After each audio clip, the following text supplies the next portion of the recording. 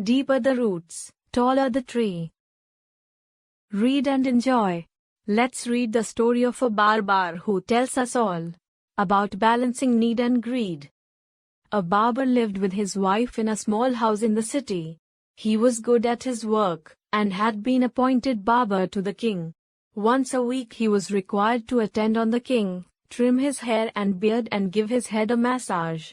This was light work and left the barber with plenty of time to think. And what did he think of? He thought of gold. All the time he thought of gold. He dreamt of gold. He wished for gold. He saw courtiers going in and out of the palace, all laden with gold.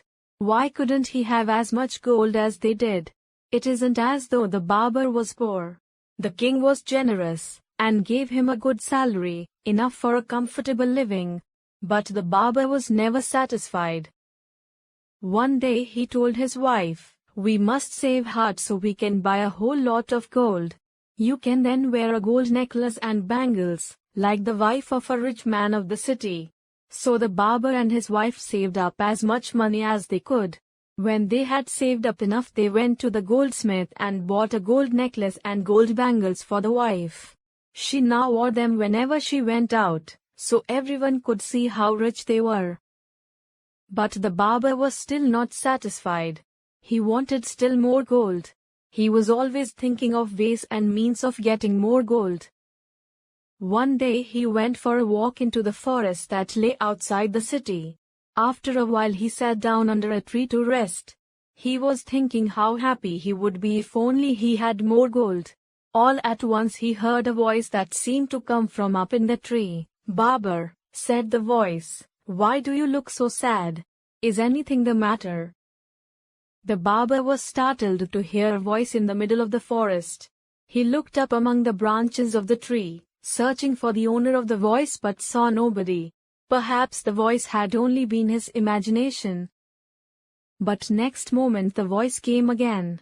"You cannot see me, barber, but I am here. I live in this tree. I have the power to fulfill the desires of people. Don't be afraid. Tell me if you would like something from me." The barber mustered up courage enough to say, "Oh unknown being, there's only one thing I want. I want gold. Gold. I want all the gold I can get. There's nothing in the world I want except gold." "Would 7 jars of gold be enough?" "7 jars. Oh, I'd be so happy. Even the king doesn't have that much." "Very well, you'll get your gold. Go home. You will find 7 jars of gold waiting for you." The barber couldn't believe his ears. Was he dreaming? No, the voice had been real all right. He was so excited that he ran all the way back home and reached there quite out of breath. He found his wife waiting anxiously at the door. "Thank heavens you are back," she cried. "I don't know what is happening. Come in and see." She dragged him inside and showed him 7 large jars standing on the floor. One moment there was nothing, and next moment these jars were all there. I was too scared to open them, for fear of what they might contain. "Do you know anything about them?" "Don't worry, I'll show you what's inside," he said. Pushing his wife aside, he went to the first jar and raised the lid. His eyes began to shine. The jar was brimming with gold coins. So many, he couldn't believe his eyes.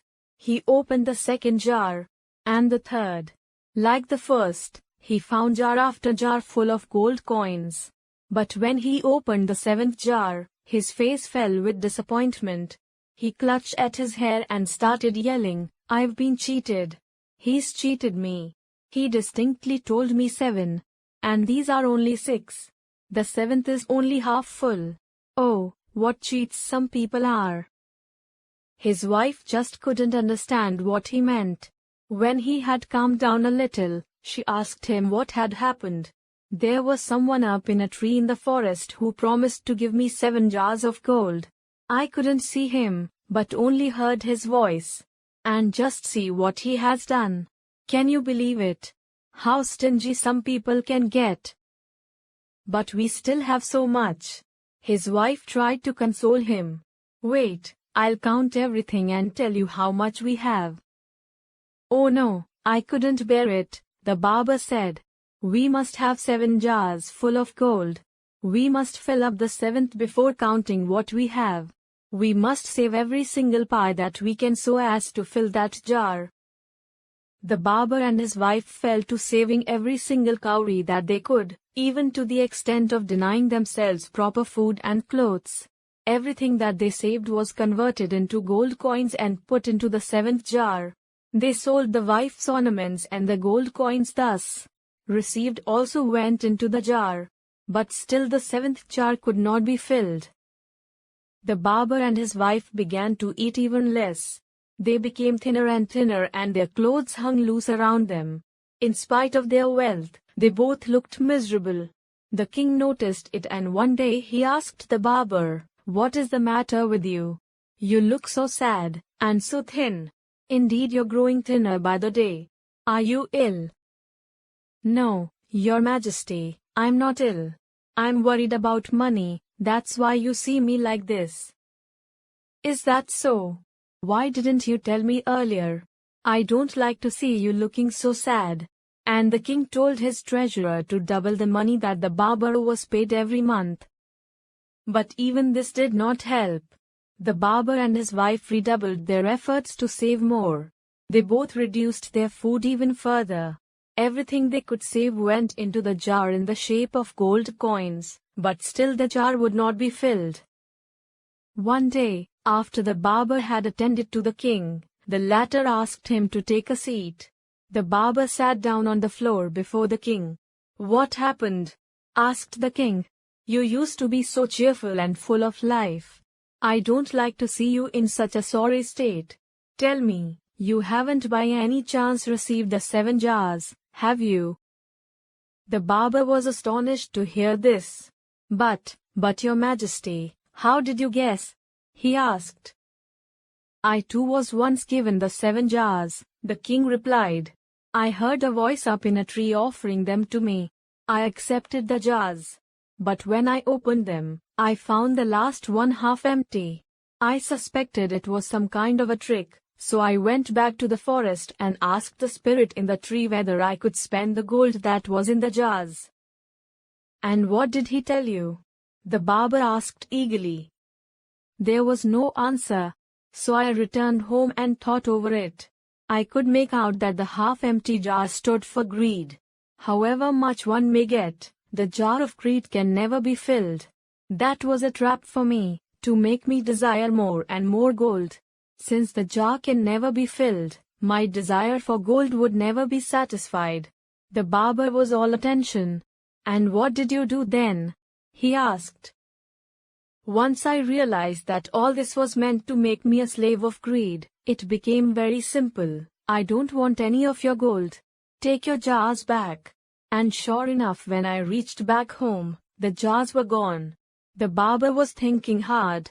"I now see the truth of what you have said, Your Majesty. This craving for more and more gold has ruined me. But what can I do about it now?" "It is still not too late," the king told him. "Give those jars back before a bigger misfortune befalls you. As it is, you have been reduced to a skeleton by those jars." The barber was now really scared. He hurried to the forest and asked the spirit in the tree to take back the 7 jars of gold. Although the barber and his wife lost their wealth, but they regained their health and cheerfulness gradually.